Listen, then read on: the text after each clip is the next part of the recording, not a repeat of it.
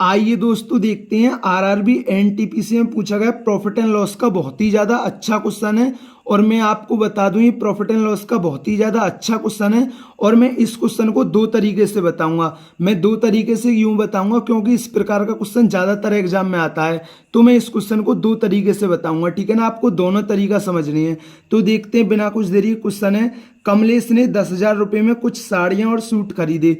प्रत्येक साड़ी की कीमत 1,500 रुपये और प्रत्येक सूट की कीमत 1,000 रुपये है। साड़ियों और सूट की कुल संख्या 8 है, तो सूट और साड़ियों की संख्या ज्ञात कीजिए। ठीक है ना, अब देख समझना।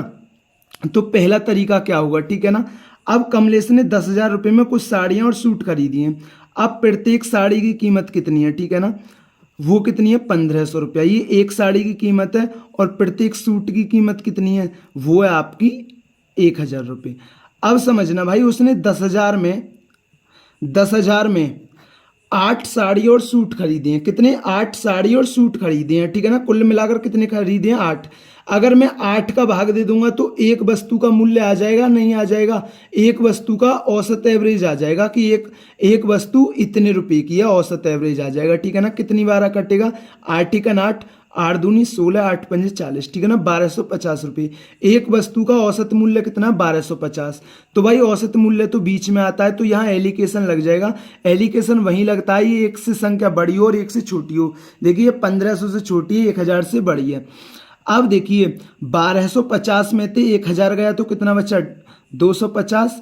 अब 1,500 में से 1,250 गया तो कितना बचा, 250। ठीक है ना, अब ये आ जाएगा अनुपात 1:1।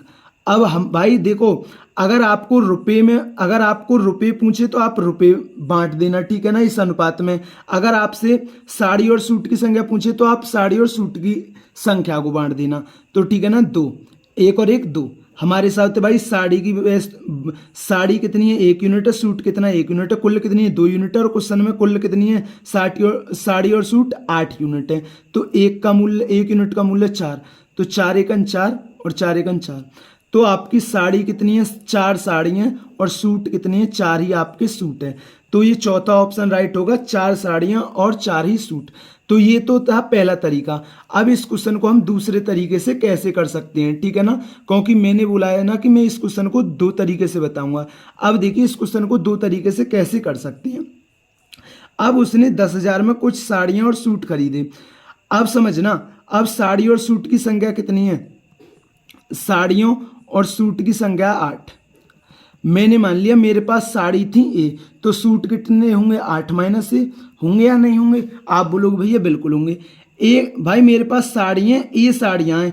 एक साड़ी की कीमत 1,500 रुपये है, तो मेरे पास ए साड़ी हैं, तो ए साड़ियों की कीमत इतनी होगी। मेरे पास सूट कितने हैं, 8 माइनस ए। और एक सूट की कीमत 1,000 रुपये है। और मेरे पास सूट कितने, 8 माइनस ए। तो मैं इसकी गुणा कर दूंगा तो मेरे पास सूट की कीमत इतनी आ गई। तो साड़ी और सूट की कुल कीमत मेरे हिसाब से इतनी आ गई। और जबकि क्वेश्चन में कितनी है, साड़ी और सूट की कीमत 10,000 रुपये। ठीक है ना, अब आप सॉल्व कर लीजिए। देखिए इसमें कॉमन क्या है, इसमें 100 कॉमन है और इसमें भी 100 कॉमन है। तो ये इसमें भी 100 कॉमन था। 5 से काट दीजिए, अभी 5 भी कॉमन है। 5 तिया 15, 5 दूनी 10 और 5 से 20 बार। ठीक है ना, ये कॉमन था। ठीक है ना, अब देखिए 3a, अब 8 दूनी 16 माइनस 2a बराबर कितना, 20। 3a में से 2a गया तो कितना बचा, a। और ये प्लस का इधर जाके माइनस का, 20 में से 16 गया 4। तो a का मान कितना होगा, 4। तो देखिए आपकी 4 तो साड़ी थी और 8 में से 4 गया, भाई a का मान तो 4 है, 8 में से 4 गया 4। और 4 ही आपके सूट थे। तो ये प्रॉफिट एंड लॉस का बहुत ही ज़्यादा अच्छा क्वेश्चन था। और मैंने इस क्वेश्चन को दो तरीके से समझा दिया है। तो अब तो ये आपके क्वेश्चन अच्छी तरीके से क्लियर हुआ होगा। इस प्रकार का क्वेश्चन ज़्यादातर एग्जाम में पूछा जाता है और मैंने इसलिए ये क्वेश्चन को दो तरीके से बताया है। अगर दोस्तों वीडियो पसंद आई हो तो वीडियो को जरूर लाइक किया करें। चैनल पर नए तो चैनल को जरूर सब्सक्राइब किया करें। थैंक यू दोस्तों।